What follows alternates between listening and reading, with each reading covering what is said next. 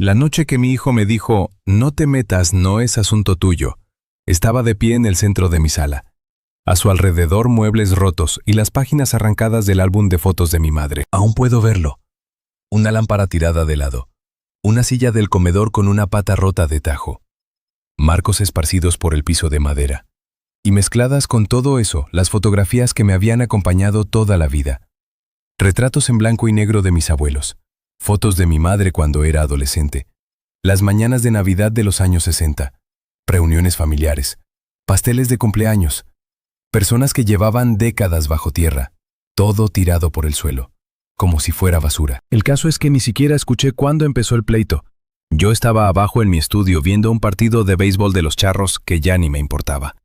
Era tarde como las 10:30. La casa había estado ruidosa toda la noche, pero eso ya no era raro. Mateo y Sofía llevaban un año peleando cada vez más. Al principio eran tonterías. Dinero, trabajo, los recibos.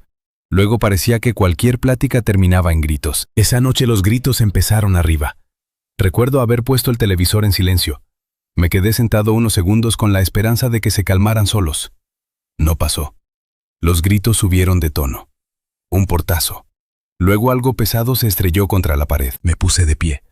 Unos segundos después escuché otro golpe. Luego cristales rotos. Sentí un hueco en el estómago. Fui hacia las escaleras. Para cuando llegué a la sala, la discusión ya había explotado en otra cosa. Mateo respiraba agitado. Sofía estaba llorando. Parecía que un huracán había pasado por ahí. Por un segundo nadie me notó.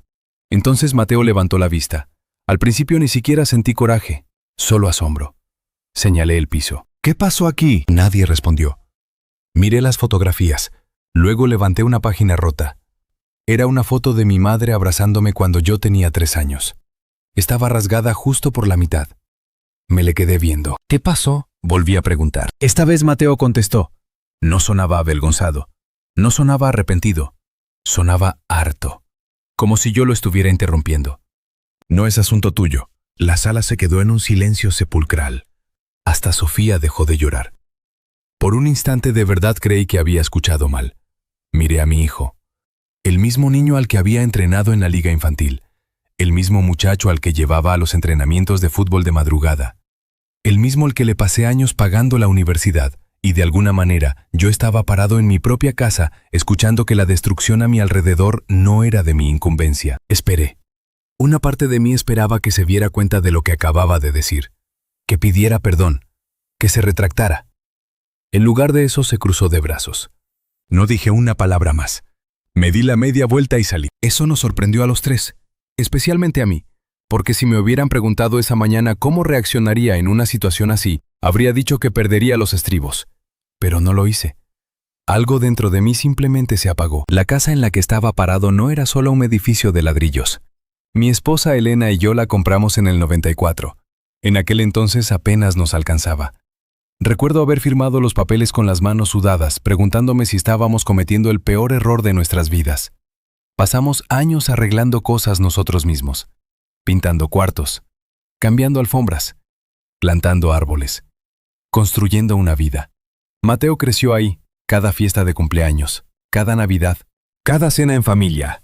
Todo pasó entre esas paredes. Después de que Elena muriera de cáncer hace 5 años, la casa se volvió aún más sagrada para mí. No por el valor de la propiedad, sino por 2 recuerdos. Cuando eres joven, una casa es donde vives. Cuando envejeces, se convierte en el lugar donde ocurrió tu vida. Es difícil de explicar a menos que tengas cierta edad. Cerca de la medianoche volví a la sala cuando todos ya se habían ido a dormir. La casa estaba en silencio. Me senté en el suelo y empecé a recoger las fotografías.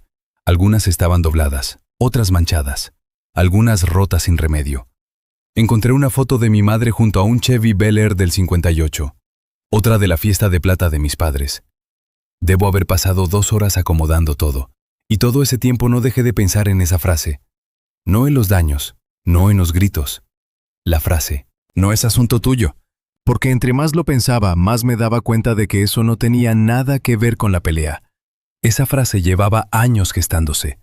Cada límite ignorado, cada favor que se dio por sentado, cada excusa que acepté, cada recibo que pagué en silencio. 3 años atrás Mateo y Sofía se habían mudado conmigo después de que su negocio de jardinería se fue a pique. 6 meses dijeron. tal vez menos. Yo les creí. Al principio todo estaba bien. Luego los meses se volvieron años. Yo pagaba el predial, cubría los aumentos de la luz y el agua, pagaba las reparaciones. Cuando el calentador se descompuso también lo pagué yo. Me decía a mí mismo que estaba ayudando a la familia, y tal vez era cierto, pero en algún punto del camino, ayudar se había convertido en solapar, solo que yo no quería admitirlo. A eso de las 3 de la mañana me rendí. No iba a poder dormir. Hice café, me senté en la mesa de la cocina y me quedé mirando el patio trasero. El fresno que tanto amaba Elena se mecía con el viento. Recuerdo haber pensado en lo cansado que estaba, no del cuerpo, del alma. Cansado de andar con cuidado, cansado de inventar excusas, cansado de fingir que las cosas iban a mejorar por arte de magia. El sol empezaba a asomarse cuando por fin tomé una decisión. No por coraje, no por venganza, por pura claridad. A las 8:30 de la mañana busqué a una agente de bienes raíces local. Su oficina estaba a 10 minutos. Llamé. Bienes Raíces Garza, le atiende Susana. Tomé aire. Hola, mi nombre es Ricardo Domínguez. ¿En qué le puedo ayudar? Miré alrededor de la cocina. La misma cocina donde Elena preparaba hot cakes los domingos por la mañana. La misma cocina donde Mateo se sentaba a hacer la tarea. Entonces dije algo que jamás imaginé que saldría de mi boca. Creo que es hora de vender mi casa. Susana agendó una cita para el lunes por la mañana. Al colgar sentí una calma muy extraña. No estaba feliz. No estaba aliviado. Solo tranquilo. Como si por fin hubiera soltado un peso que llevaba cargando por años. Arriba, Mateo y Sofía seguían dormidos. Ninguno tenía idea de lo que acababa de hacer. Y ninguno sabía que el futuro que daban por sentado ya había empezado a desmoronarse. Susana Garza se estacionó en mi entrada el lunes siguiente a las 9 en punto. Eso me dijo mucho de inmediato. La gente que llega a tiempo suele tomarse su trabajo en serio. Se bajó de una camioneta gris con una tableta y una carpeta en mano. 50 y tantos años, profesional amable sin verse fingida. El tipo de persona que probablemente había vendido media zona de Zapopan. La recibí en la puerta. Señor Domínguez, Ricardo está bien. Ella sonrió. Bueno, Ricardo, vamos a echar un vistazo. No le había dicho a Mateo ni a Sofía que ella vendría. No porque estuviera tratando de esconderlo. Sinceramente no estaba listo para esa plática todavía. Ni siquiera estaba seguro de estar listo para vender. Solo necesitaba conocer mis opciones. Susana pasó casi una hora recorriendo la propiedad. Tomó notas. Hizo preguntas. Midió un par de cuartos. Al llegar al patio trasero se detuvo y miró alrededor. Ha cuidado muy bien este lugar. Casi me río. Eso ya no era del todo cierto. El jardín solía ser perfecto. A Elena le fascinaban las plantas. Cada primavera pasaba los fines de semana sembrando flores alrededor del patio. Ahora había parches de maleza donde antes estaban sus rosales. No había tenido el corazón para tocar algunos de ellos después de que ella murió. Aún así la propiedad se veía decente. ¿Cuánto cree que vale?, le pregunté. Susana revisó sus notas. Un estimado rápido. ¡Claro!, me dijo un número. Sinceramente creí que había escuchado mal. ¿Perdón?, lo repitió. Me quedé parpadeando. La casa había casi triplicado su valor desde que Elena y yo la compramos. No porque fuera lujosa, no lo era. Era una casa de clase media normal a las afueras de la ciudad. 3 recámaras, 2 baños y medio. Cerca de buenas escuelas, un vecindario tranquilo. El tipo de lugar que las familias buscan. Susana sonrió. Parece que usted y su esposa hicieron una excelente inversión. Por un segundo no supe qué contestar. Escuchar a alguien mencionar a Elena todavía me pegaba de golpe. Incluso después de 5 años. Sí, dije por fin. Tuvimos suerte. La verdad es que la suerte tuvo muy poco que ver. Pasamos décadas pagando la hipoteca, arreglando cosas con nuestras propias manos. Pospusimos vacaciones cuando el dinero no alcanzaba. Hicimos sacrificios. La casa representaba 30 años de sudor. Tal vez por eso lo que pasó después me dolió tanto. Cuando Susana se fue, Mateo bajó las escaleras. Llevaba puestos unos pants con una taza de café en la mano. ¿Quién era? Una agente de bienes raíces. Se quedó congelado. Solo por un segundo. Luego forzó una risa casual. ¿Bienes raíces? Sí. ¿Para qué? Lo miré. Es curioso lo rápido que las cosas se vuelven asunto de alguien cuando creen que les afecta. Solo viendo opciones. Su expresión se tensó. ¿Qué clase de opciones? Nada decidido. Claramente esa respuesta no lo dejó tranquilo, pero por primera vez no me interesaba darle explicaciones. El resto del día se sintió diferente, como si algo hubiera cambiado de lugar. No en la casa, adentro de mí. Llevaba años en piloto automático, trabajando para cubrir las necesidades de los demás, tratando de llevar la fiesta en paz, evitando conflictos. Ahora por fin estaba pensando en lo que yo quería. Y eso se sentía extrañamente desconocido. Durante las siguientes semanas, Susana me mandó reportes del mercado. Ventas comparables, recomendaciones para el anuncio, tiempos proyectados. Leí cada correo, 2 veces, luego 3, y cada vez llegaba a la misma conclusión. Vender tenía sentido. Financieramente, prácticamente, emocionalmente. Y sin embargo dudaba.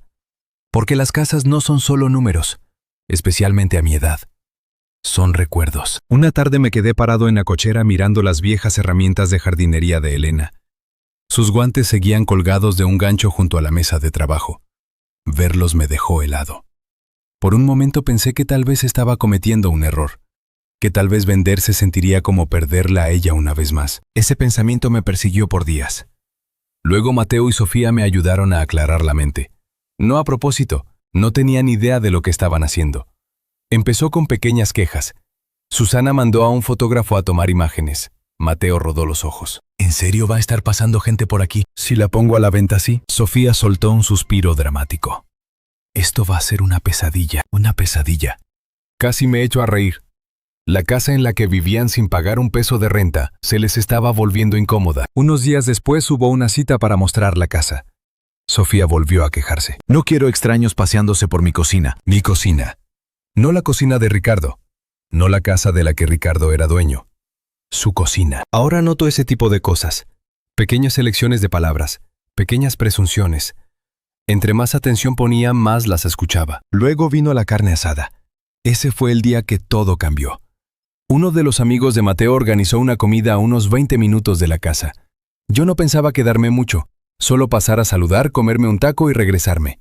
El clima estaba agradable, finales de verano, suficiente calor para andar en manga corta, niños corriendo con pistolas de agua, un típico fin de semana de domingo. En un momento rodeé la casa buscando un lugar más tranquilo para sentarme. Fue entonces cuando escuché hablar a Mateo. Estaba cerca de la barda con 3 amigos, cerveza en mano, riendo. No estaba tratando de espiar, pero cuando escuché mi nombre me detuve en seco. Uno de sus amigos preguntó algo sobre los precios de las casas. Mateo se encogió de hombros. No importa mucho. ¿Cómo que no? Mateo le dio un trago a su cerveza. Cuando mi papá por fin se vaya a un lugar más chico, seguramente nos quedaremos con la casa. El grupo asintió. Como si eso fuera lo más normal del mundo. Uno dijo, inteligente. Otro agregó, es una zona padrísima. Mateo sonrió. Sí, ya estamos platicando de lo que le vamos a cambiar. Empezaron a hablar de remodelaciones. Tirar paredes, remodelar la cocina, ampliar la terraza. Me quedé ahí escuchando, inmóvil. Nadie sabía que yo estaba ahí. Nadie me vio. Y eso resultó ser un regalo, porque por primera vez escuché lo que Mateo realmente creía. No lo que esperaba, lo que creía. En su cabeza la casa ya no era mi hogar, era su futura propiedad. No estaba viviendo ahí temporalmente, estaba esperando a que yo me fuera, esperando las escrituras, esperando a que la vida le entregara algo por lo que nunca había sudado. Me alejé en silencio antes de que alguien me viera. El camino de regreso se sintió más largo de lo normal. No sentía coraje, no exactamente, sentía tristeza. Una tristeza profunda. Porque de pronto muchas cosas cobraron sentido. La falta de prisa, la falta de gratitud, ese derecho que sentía sobre mis cosas. ¿Para qué esforzarte cuando el futuro ya te pertenece? Esa noche me senté solo en el patio. El sol llevaba horas de haberse ocultado. Los grillos llenaban la oscuridad. Pensé en Mateo cuando era niño, el chamaquito que corría a mis brazos después de los partidos de béisbol, el adolescente que alguna vez me dio las gracias por ayudarlo a comprar su primer coche. ¿A dónde se había ido esa persona? O tal vez en esto se había convertido. Como fuera, ya no podía ignorarlo. A la mañana siguiente llamé a Susana. Contestó al segundo tono. Buenos días, Ricardo. Tomé aire. Ya tomé una decisión. Hubo una breve pausa. ¿Quieres seguir adelante? Sí, sin dudarlo esta vez. Sin arrepentimientos. Sin un tal vez. Sin un algún día. Vamos a sacarla al mercado. Al colgar me quedé mirando por la ventana de la cocina. Mateo estaba afuera revisando su celular, sin la menor idea. Llevaba años planeando un futuro dentro de esta casa. El único problema era que ese futuro no le correspondía a él. Una vez que la casa salió oficialmente al mercado, las cosas se pusieron interesantes. No hubo drama inmediato, solo fue diferente. Notas cosas cuando la gente cree que algo les pertenece, especialmente cuando de pronto se dan cuenta de que podría no ser así. El anuncio se publicó un jueves por la mañana. Para la hora de la comida, Susana ya había llamado 2 veces. 3 solicitudes para ver la casa, 2 preguntas. Una familia quería verla ese mismo fin de semana. El mercado no estaba tan loco como hace un par de años, pero las buenas casas en nuestra zona todavía se movían rápido. A mí no me sorprendió. A Mateo sí. Esa noche me acorraló en la cocina. ¿De verdad la vas a vender? Levanté la vista de mi café. Ya la anuncié, ¿no? Me miró fijamente. Nunca dijiste que hablabas en serio. Nunca dije que no lo hiciera. Esa respuesta lo frustró visiblemente. Qué bueno. No porque quisiera verlo enojado, sino porque durante años yo había sido el único del que se esperaba una explicación para cada decisión. Por una vez alguien más podía sentarse a lidiar con la incertidumbre. Las siguientes semanas cayeron en una rutina extraña. Entraba y salía gente. Parejas jóvenes jubilados, familias con niños. Cada visita implicaba limpiar, acomodar muebles, tender camas, guardar cosas. Sofía lo odiaba y se aseguraba de que todos lo supieran. Esto es el colmo. ¿Por qué tienen que ver las recámaras? ¿Por qué andan abriendo los closets? ¿Por qué están comprando una casa?, pensaba yo, no adoptando un perrito. Pero me guardé la mayoría de esos comentarios. Estaba aprendiendo que el silencio puede ser mucho más poderoso que los gritos. Mientras tanto, algo más empezó a pasar. Pequeños fragmentos de información llegaban a mí. No porque yo anduviera de metiche, sino porque la gente habla. Una tarde me topé con mi vecino Pancho cuando salí por el correo. Pancho llevaba viviendo enfrente casi el mismo tiempo que yo. Buen tipo, bombero retirado. Nunca perdía la oportunidad de platicar. Hablamos del clima, del fútbol del predial, cosas normales. Y entonces, como si nada, dijo algo que me tomó por sorpresa. Oye, supe que Mateo traía planes de una remodelación grande. Fruncí el ceño. ¿Una remodelación? Pancho asintió. Eso le dijo a Miguel en primavera. ¿Qué tipo de remodelación? Uy, tirar paredes, cocina nueva, ampliar la terraza, de todo. Pancho se rió. Supongo que andaba haciendo castillos en el aire. Forcé una sonrisa. Supongo que sí. Esa plática se me quedó grabada. Unos días después hubo otra, esta vez con Susana. Llamó después de mostrar la casa. A los compradores les encantó la propiedad. ¡Qué bueno! Entonces dudó. ¿Le puedo preguntar algo? Claro. ¿Su hijo está involucrado en la venta? No. Qué curioso. Esperé. Ella continuó. Es que habló con uno de los compradores. Eso captó mi atención. ¿Qué le dijo? Susana sonaba incómoda. Nada terrible, solo extraño. ¿Extraño cómo? Mencionó la cantidad de arreglos que planeaba hacer en cuanto tomara posesión de la casa. Me quedé sin habla por varios segundos. Tomar posesión. No heredar algún día. No, tal vez. Tomar posesión.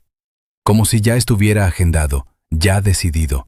Como si ya fuera suya. Cuando colgamos me quedé sentado en silencio en mi sillón reclinable. El mismo sillón que Elena me regaló hace 15 años. Y finalmente todo encajó. La casa nunca fue realmente el problema. La casa solo era la prueba. La prueba de cómo me veía Mateo. No como un padre. No como un hombre con sus propios planes. No como alguien al que todavía le quedaban años por vivir. Me veía como una etapa en un trámite. Un escalón entre él y las escrituras. Esa revelación dolió más que el álbum de fotos destrozado. Más que la falta de respeto de aquella noche. Más que todo. Porque no se trataba de una mala noche. Se trataba de años de dar todo por sentado. Una semana después las cosas quedaron aún más claras. Sofía reveló por accidente mucho más de lo que pretendía. No sabía que yo estaba parado en el pasillo cuando hablaba con su hermana por altavoz. De nuevo no estaba intentando escuchar. Pero cuando oyes la dirección de tu propia casa, es difícil ignorarlo. Sofía se rió. Te juro que no puedo creer que Ricardo de verdad esté haciendo esto. Una pausa. Luego, no en serio pensamos que nos quedaban años. ¡Años! Otra pausa. Y luego dijo algo que nunca voy a olvidar. Ya hasta habíamos escogido lo que le íbamos a cambiar. Me quedé helado. La plática siguió. Gabinetes de cocina, pisos colores de pintura, baños nuevos. Discutieron todo. No como un sueño, como un plan. Como si la casa ya hubiera cambiado de dueño. Como si mi vida ya se hubiera acabado. Esa noche casi no dormí. No porque estuviera enojado, porque estaba de luto. Sé que suena dramático, pero honestamente así se sentía, llorando la relación que creí tener con mi hijo, la imagen a la que me había aferrado por años, la creencia de que en el fondo todavía valoraba lo que había hecho por él. Tal vez sí lo valoró alguna vez, tal vez incluso lo valoraba ahora, pero la gratitud sin respeto no sirve de mucho. El siguiente fin de semana trajo otra sorpresa. Susana llamó el sábado por la mañana. Sonaba emocionado. Creo que tenemos algo. ¿Una oferta? 2. Ahora sí tenía toda mi atención. Una oferta era de un inversionista. Los números eran decentes, nada del otro mundo. La segunda oferta venía de una pareja joven, Daniel y Rebeca Morales. 3 niños, un solo sueldo mientras Rebeca se quedaba en casa con los niños. Llevaban meses buscando. Cada casa que querían se les escapaba de las manos. Susana me mandó su información. Normalmente no me importaría quién comprara la propiedad. El dinero es dinero. Pero algo en su situación me llamó la atención. Tal vez porque me recordaba a Elena y a mí. Empezando, tratando de construir algo, haciendo sacrificios. Unos días después Susana armó una reunión.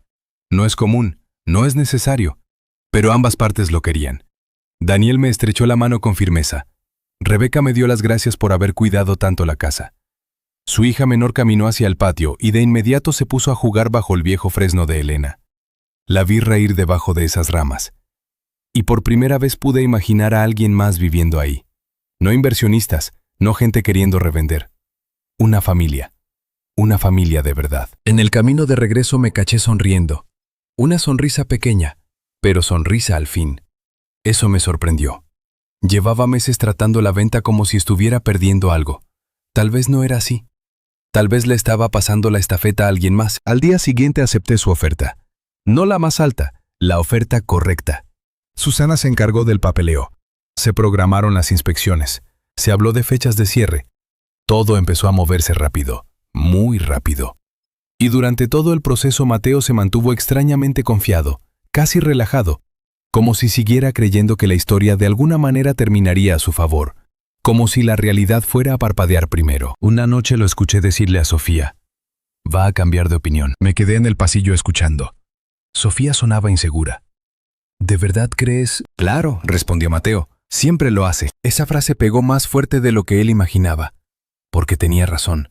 Por años siempre lo había hecho. Siempre daba otra oportunidad. Siempre extendía los plazos. Siempre encontraba otra excusa. Pero esta vez era diferente. Esta vez los papeles estaban firmados. Los compradores estaban aprobados. El reloj estaba corriendo. Y por primera vez en muchísimo tiempo no iba a cambiar de opinión. El momento en que Mateo por fin entendió lo que estaba pasando llegó un martes por la tarde. No durante un pleito, no durante las visitas a la casa, ni siquiera cuando pusieron el letrero de «vendido» en el jardín. Pasó cuando abrió un sobre que estaba en la barra de la cocina. Yo lo había dejado ahí a propósito.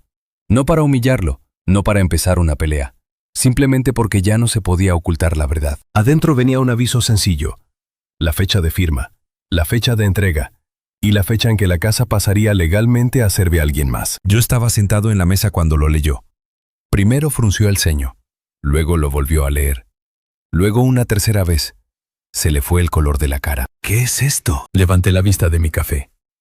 Sabes perfectamente lo que es. Me clavó la mirada. No.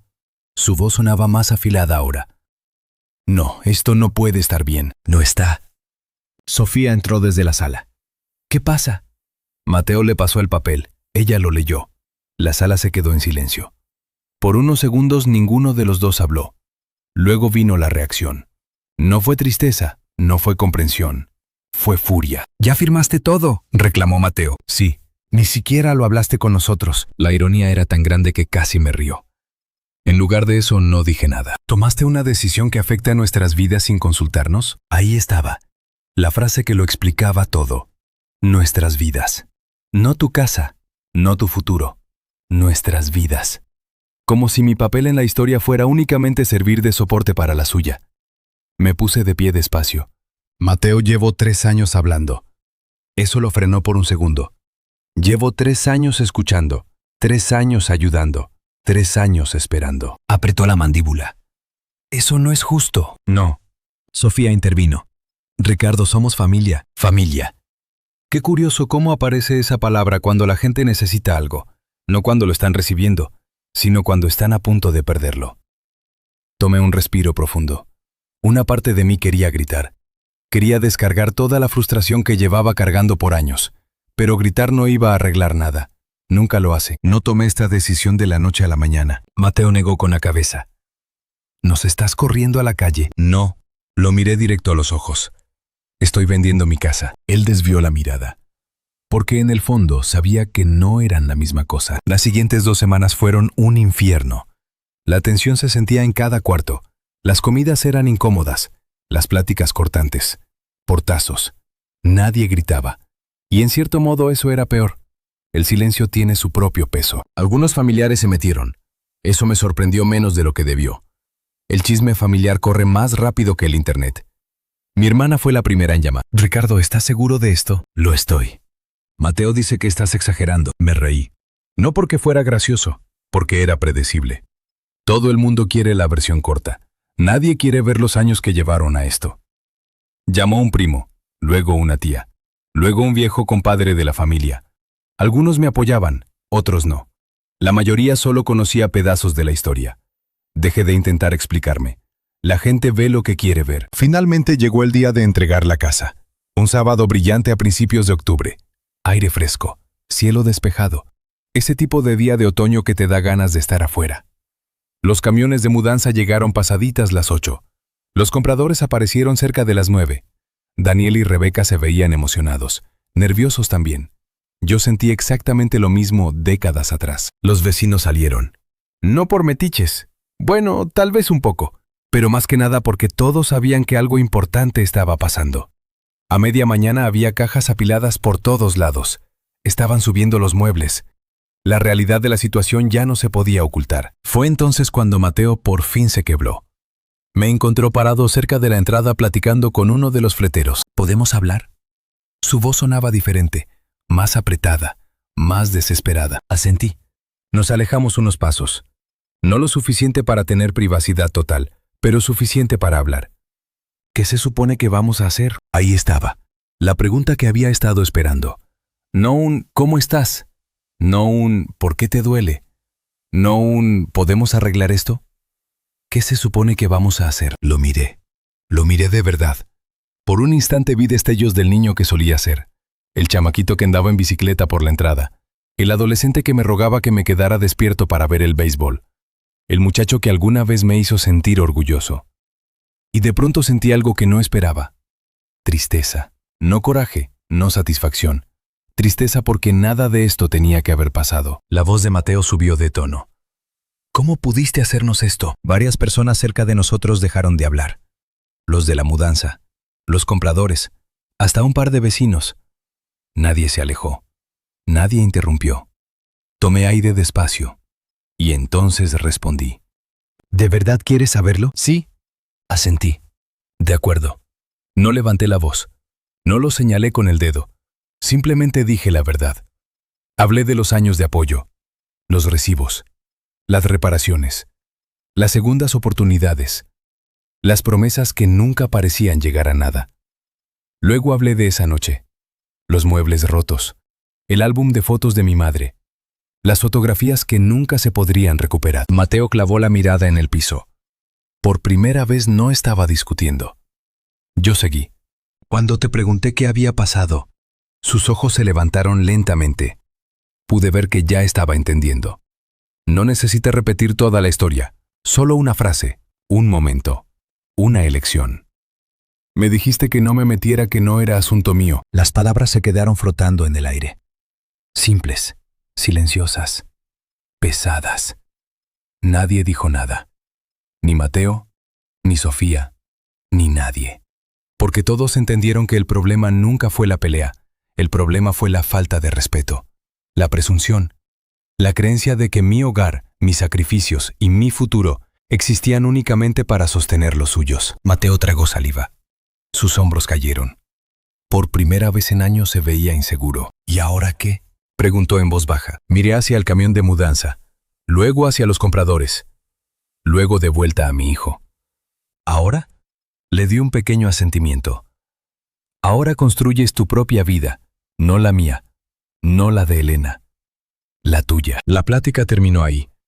No hubo un discurso dramático, no hubo un concurso de gritos, ninguna humillación pública, solo la realidad. Y honestamente la realidad fue más fuerte que cualquier cosa que yo hubiera podido decir. Unas horas después, las últimas de sus cosas salieron de la cochera. La casa estaba vacía, por primera vez en casi 30 años. Me quedé de pie en el porche sosteniendo una cajita con las fotografías que logré rescatar. Los hijos de Daniel y Rebeca ya estaban explorando el patio trasero, riendo, corriendo debajo del fresno, empezando su propia historia. Y al verlos me di cuenta de algo. No estaba perdiendo un hogar. Por fin estaba soltando una carga que había llevado por demasiado tiempo. Pero aún no sabía si había perdido a mi hijo. Y esa pregunta me persiguió hasta mi nuevo departamento. Durante las primeras semanas después de la mudanza, el silencio se sentía raro. No pacífico, no solitario, solo desconocido. Había pasado años compartiendo casa con otras personas. Incluso cuando Mateo y Sofía no me hablaban, siempre había ruido. Una tele sonando arriba, pasos en el pasillo, alguien abriendo el refrigerador cada 20 minutos. Ahora no había nada de eso. Mi nuevo hogar era un departamento pequeño cerca de Chapala. 2 recámaras, una cocina modesta, una terracita con mosquitero viendo hacia el lago. Nada lujoso, pero era mío, completamente mío. La primera mañana que desperté ahí, me senté en la terraza con una taza de café a ver salir el sol sobre el agua. 0 discusiones, 0 tensión, 0 sentir que tenía que caminar de puntitas en mi propia casa. Solo paz. No me había dado cuenta de cuánto extrañaba eso. Lo curioso fue que después de todo lo que pasó yo esperaba sentirme victorioso.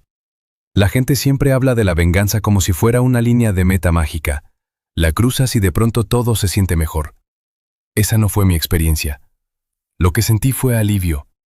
Y el alivio es una emoción mucho más silenciosa. Algunos días extraño la casa vieja. Me cacho pensando en las mañanas de Navidad en la sala.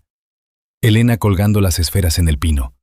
Mateo bajando las escaleras a toda velocidad antes del amanecer para ver qué le había traído Santa Claus. Esos recuerdos no desaparecieron solo porque vendí la propiedad. Si acaso se volvieron más nítidos, porque ya no estaban enredados con la frustración de todos los días. Un mes después de mudarme, mi hermana pasó a visitarme. Nos sentamos en la terraza a tomar té helado. Miró alrededor y sonrió. «Te ves diferente». ¿Diferente bien o diferente mal? Bien. Me reí. Me doy por bien servido. Se quedó callada un momento. ¿Mateo sigue sin hablarte? Negué con la cabeza. No. ¿Te duele? ¿La respuesta honesta? Por supuesto que sí. Ningún padre quiere estar lejos de su hijo, no importa qué tan grande esté. Pero también sabía algo importante. No puedes obligar a nadie a respetarte sacrificándote a ti mismo. Pasé años intentándolo. No funciona. Así que simplemente dije, lo extraño. Y era la pura verdad. Pasaron unos meses. El otoño se volvió invierno. Llegaron las fiestas. Eso fue más duro de lo que esperaba. La primera Navidad después de que Elena murió fue horrible. Esta no estuvo tan mal, pero igual dolió. Pasé la Nochebuena con unos viejos amigos de la iglesia. La mañana de Navidad fue tranquila. Abrí un par de regalitos, me hice de desayunar, llamé a algunos familiares. Y por primera vez en mi vida no hablé con mi hijo el día de Navidad.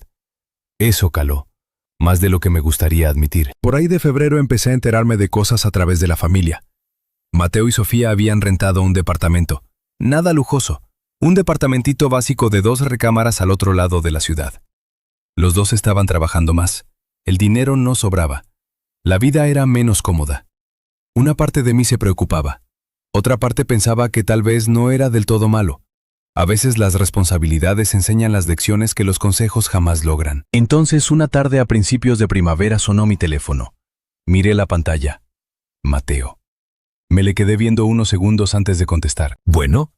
Por un instante ninguno de los dos habló. Luego se aclaró la garganta. Hola, papá. Papá. No, Ricardo. No un reclamo lleno de coraje. Solo papá. Me senté despacio. Hola. La plática empezó torpe. El clima, el trabajo, un partido de béisbol que ambos habíamos visto. 2 hombres fingiendo que no estaban nerviosos. Hasta que por fin fue al grano. Te debo una disculpa. No dije nada.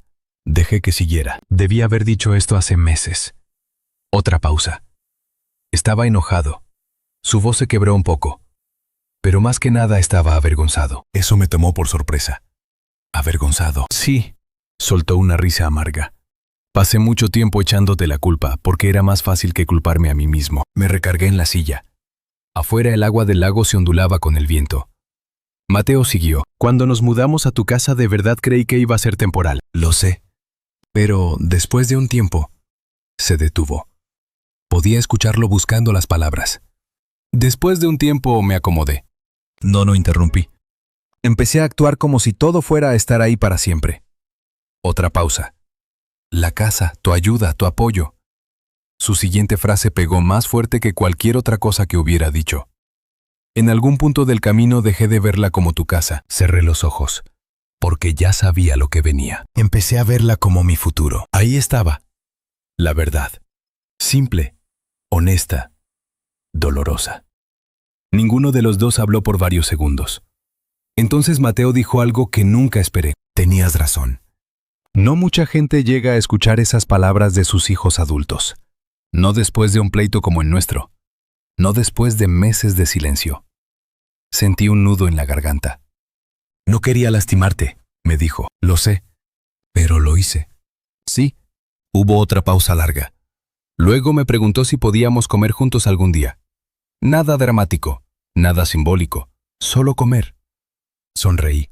Me encantaría. Al colgar me quedé sentado afuera un buen rato, pensando, reflexionando, mirando el agua. La relación no se había arreglado mágicamente. La vida real no funciona así. La confianza toma tiempo. El respeto toma tiempo. Sanar toma tiempo. Pero era un principio, y a veces un principio es suficiente. Mirando hacia atrás, no creo que vender la casa se tratara realmente de desquitarme. No se trataba de ganar. No se trataba de demostrar quién mandaba. Se trataba de recuperar algo que poco a poco había dejado ir. Mi independencia, mi paz, mi capacidad de tomar decisiones sobre mi propio futuro. Irónicamente, poner ese límite tal vez salvó mi relación con Mateo. Porque sin él, el resentimiento habría seguido creciendo hasta que no quedara nada que valiera la pena salvar. Si alguna vez has batallado para ponerle límites a alguien que amas, no estás solo. A veces ayudar significa abrir una puerta, y a veces ayudar significa negarte a cargar un peso que nunca te correspondió llevar. Gracias por acompañarme este ratito. Y si esta historia te recordó a algo de tu propia vida, espero que también te haya recordado que nunca es demasiado tarde para elegir tu paz.